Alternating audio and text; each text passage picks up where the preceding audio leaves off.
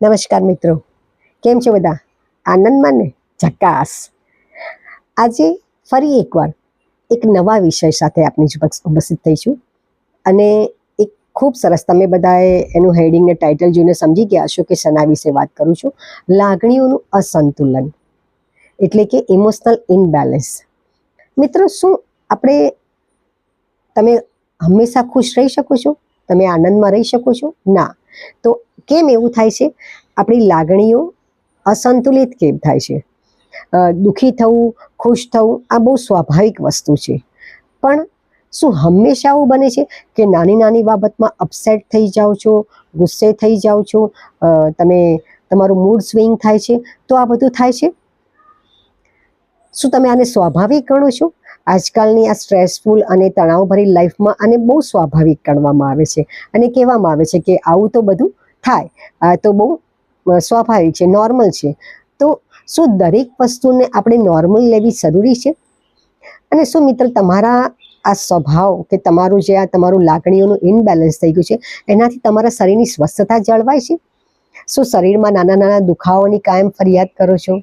કંટાળાની ફરિયાદ કરો છો? કામ કરવામાં થાક લાગે છે અને ન કરો તો પણ થાક લાગે છે? રાત્રે ઊંઘ નથી આવતી? શું આ બધા પ્રોબ્લેમથી સમસ્યાથી પીડાઓ છો તમે? તો વિચારજો, ક્યાંક તમારી લાગણીઓ ઇનબેલેન્સ હશે. તમે તમારી વાતને વ્યક્ત નહીં કરી શકતા હો. તમારી લાગણીઓ તમે વ્યક્ત કરી શકો છો? શું આજે કોઈએ તમારા માટે સારું કર્યું તો તમે એને ભેટીને થેન્ક યુ કહી શકો છો? તમારા બાળકોએ તમારા માટે કંઈક કર્યું તો તમે એને થેન્ક યુ કહો છો ખરા? આનંદમાં રહો છો. તમને એમ થશે કે ઘરમાં ને ઘરમાં શું થેન્ક યુ કહ્યું? અચ્છા, થેન્ક યુ ના કહો, પણ એપ્રિશિએટ કરો છો કે તમે આ સારું કામ કર્યું? કરી શકો છો? જો નથી કરી શકતા અને તમને એવું લાગે છે કે એમાં તો શું થઈ ગયું, ઘરમાં ને ઘરમાં કરીએ, તો મિત્રો થોડુંક વિચારજો કે તમારી લાગણીઓ કુંઠિત તો નથી થઈ ગઈ, તમે લાગણીઓથી શુષ્ક તો નથી થઈ ગયા. તો વિચારજો, આ થશે ત્યારે કયા 3 લક્ષણો તમને દેખાશે? આના વિશે વિચારો. હું નથી કહેતી કે તમે સ્ટ્રેસમાં છો કે તમે તણાવમાં છો, પણ આપણી આજના આ ફાસ્ટ લાઈફમાં અને આજના જીવનમાં, દરેકના જીવનમાં ઇમોશનલ થોડું ઇનબેલેન્સ થાય છે. થોડો ડર છે, ગુસ્સો છે, ચિંતા છે, આ બધું જ છે. પણ જો મારે સ્વસ્થ અને તંદુરસ્ત જીવવું છે તો મારે કેટલું બધું બેલેન્સ કરવું પડે છે.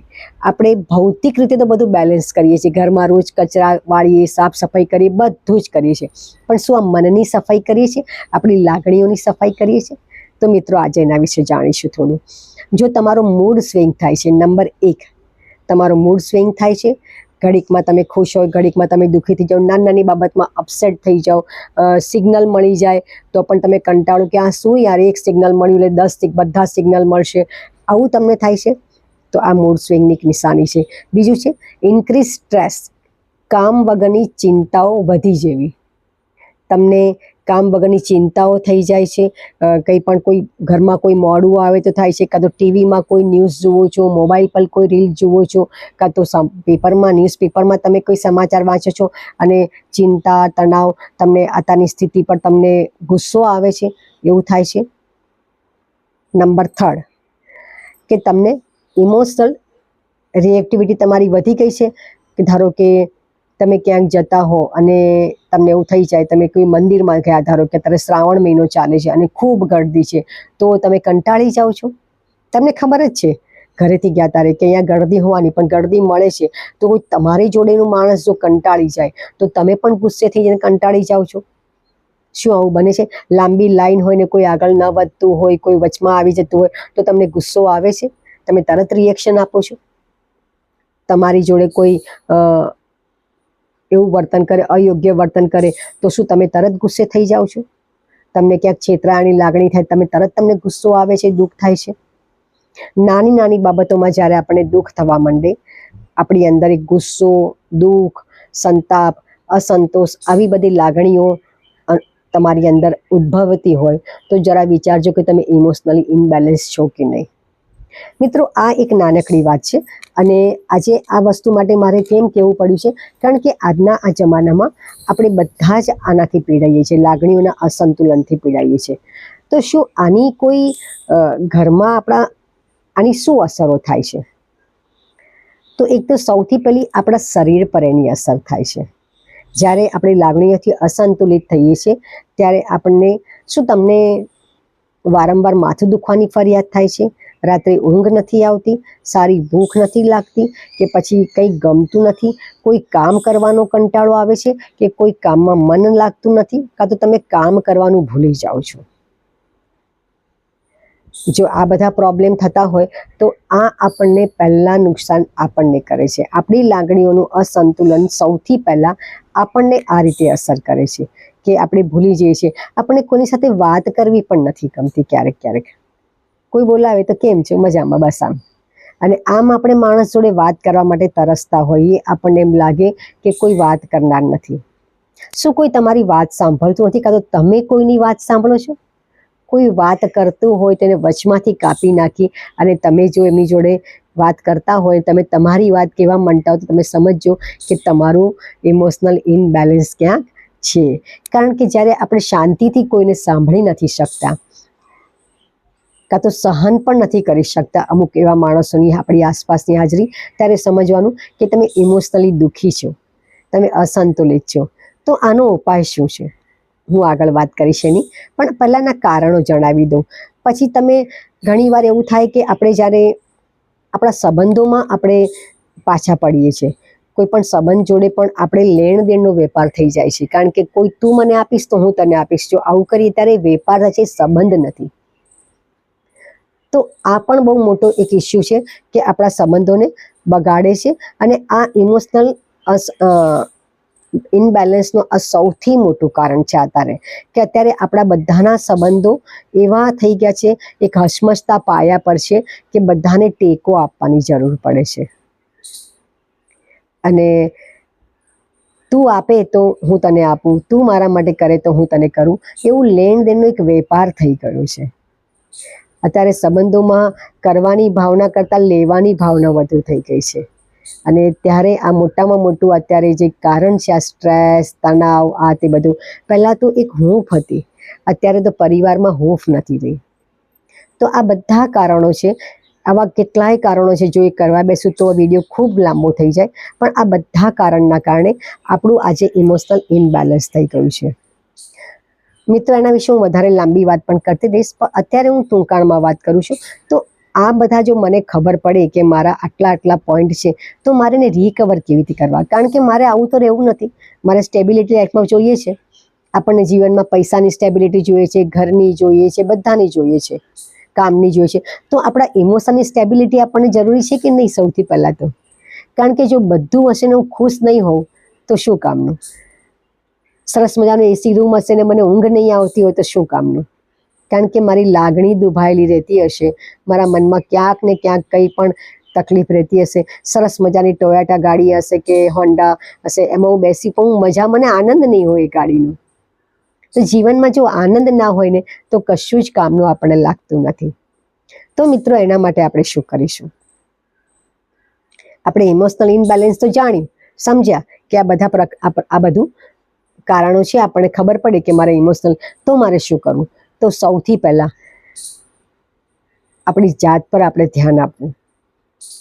પોતાનું મનનું રેકોર્ડિંગ તો હું વાત કરું છું, પણ સૌથી પહેલાં જ્યારે કોઈ વસ્તુ પર તમને ગુસ્સો આવી જાય, તમે અકળાઈ જાઓ, ચિંતા થઈ જાય, તો એના થોડા ટાઈમ પછી આપણું મન ઓટોમેટિક શાંત થઈ જતું હોય છે. આપણા શરીરમાં એવી સિસ્ટમ છે, બ્રેઇનમાં પણ, કે અમુક ટાઈમ પછી આપણે શાંત થઈ જઈએ છીએ. જો કોઈનું ઘરમાં મૃત્યુ થયું હશે કે કંઈ પણ ઘરમાં કોઈ એવો દુઃખદ પ્રસંગ બની ગયો છે ને, તો પણ આપણે થોડીક વાર જ રડીએ છીએ, પછી ઓટોમેટિક આપણે શાંત થઈ જઈએ છીએ.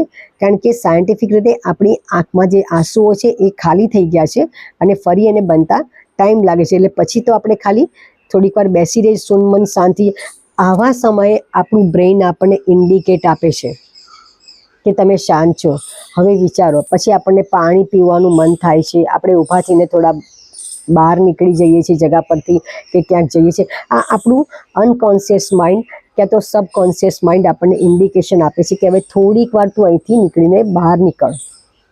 તો આપણે બધા વચ્ચેથી ઊભા થઈને બાથરૂમ જવાના બહાને કે પાણી જવાના બહાને કે થોડીક વાર આપણે ઘણીવાર સુવાડી દઈએ છીએ જે માણસે બહુ આઘાત લાગે છે એને. તો આવી રીતે આપણે એનું બ્રેન એને ઇન્ડિકેશન આપે છે ને એ પણ થોડીક વાર માટે આડું પડી જાય છે. તો આ બધું ઇમોશનમાં જ્યારે કામ થાય છે ત્યારે એ આપણા શરીરને ચોક્કસ અસર કરે છે. આપણી લાગણીઓ આપણા શરીરને અસર કરે છે. ત્યારે આપણને બિનજરૂરી, જો તમને માથું રોજ દુખતું હોય, તમને કામ કરવું ના ગમતું, આ બધું તમારે ઇમોશનલ અનબેલેન્સમાં છે. તો તમે એનો ઉપાય શું? હું દરેક વાતમાં કહું છું કે હું એકવાર એનો ઉપાય બતાવીશ. તો એક તો પહેલાં છે, સવાર સાંજ થોડું અડધો કલાક બહાર સારા વાતાવરણમાં ચાલવા જવાનું રાખો. આ તમારા માઇન્ડને ફ્રેશ કરશે, તમારા બ્રેઇનને ફરીથી ફ્રેશ કરીને તમને એકદમ એને એક્ટિવેટ કરશે અને તમને શાંતિ આપશે. કારણ કે વાયુ સ્નાન તમને ખૂબ મદદ કરે છે. બીજું, સારી ઊંઘ લેવી બહુ જરૂરી છે. ઊંઘતી વખતે, સૂતી વખતે કોઈ એવા સમાચાર ના જોશો, રાત્રે મોબાઈલ ના જોશો. સુવાના અડધા કલાક પહેલાં મોબાઈલ મહેરબાની કરીને બંધ કરી દો. ટીવી ના જોશો. જોઈએ તો સારું વાંચન કરો, ભગવાનનું વાંચન કરો, કોઈ રામ નામ લખો. આવું પણ તમે કરી શકો છો. તો આ કરો. સેકન્ડ, હળવી કસરતો કરવાનું રાખો. તમે જે કરી શકો, તમે જો ઊભા રહીને ના કરી શકતા હો તો બેઠા બેઠા પણ તમે હળવી કસરતો કરો. આજકાલ તો ઘણા વિડીયોઝ એમાં યુટ્યુબમાં આવતા હોય છે. તો હળવી બેઠા બેઠા કસરત પણ કરી શકો છો તમને પગને તકલીફ હોય તો કસરત, નિયમિત કસરત કરવાનું રાખો. આ બધી જ વસ્તુઓ આપણા તણાવને, સ્ટ્રેસને, આપણા ઇમોશનલને બેલેન્સ કરે છે. અને એ કેવી રીતે કરે છે એ હું નેક્સ્ટ વિડીયોમાં બતાવીશ કે શારીરિક રીતે તમને ક્યાં ક્યાં કેવી રીતે અસર થાય છે અને કયા ઓર્ગનથી એટેચ આપણે ઇફેક્ટ થાય છે અને આપણને ખબર પડે છે અને આપણે એને કેવી રીતે કંટ્રોલમાં લાવી શકીએ છીએ. હા મિત્રો, મનોશારીરિક રીતે, સાયકોસોમેટિક રીતે આપણા મનમાં જે પણ થઈ રહ્યું છે એ દરેકને આપણે આપણા શરીરમાં એની અસર થાય છે અને આપણા શરીરની વ્યાયામ દ્વારા આપણે આપણા મનને કંટ્રોલ કરી શકીએ છીએ. તો એના વિશે હું ફરી એકવાર વાત કરીશ. અને અત્યારે આની સાથે હું એક ફરી નાનકડું સ્વિચ વર્ડ મૂકી રહી છું અને એ જાણજો, જોજો અને એના ઉપયોગ કરવાથી પણ આપણા જીવનમાં ખૂબ પરિવર્તન આવશે. હું એની રીત પણ એમાં જોડે લખું છું, તો ચોક્કસ વાંચજો. મિત્રો, આપ સૌએ મારી ચેનલને ખૂબ પ્રેમથી વધાવી છે અને જોઈ રહ્યા છો નિયમિત. મારા સબસ્ક્રાઈબર વધી રહ્યા છે, વ્યૂઝ વધી રહ્યા છે. એ માટે આપ સૌનો હું ગીતા પંચાલ દિલથી આભાર માનું છું. ખૂબ ખૂબ આભાર, ખૂબ ખૂબ આભાર, ખૂબ ખૂબ આભાર. તો ફરી મળીશું એક નવા વિડીયો સાથે, એક નવી વાત સાથે અને ઇમોશનલ ઇનબેલેન્સમાં એક આગળની વાત કરીશ કે કેવી રીતે આપણે રિકવર કરી શકીશું. તો ચાલો મળીએ છીએ. ત્યાં સુધી ખુશ રહો, આનંદમાં રહો, આબાદ રહો અને જ્યાં રહો ત્યાં સ્વસ્થ અને તંદુરસ્ત રહો. Thank you so much.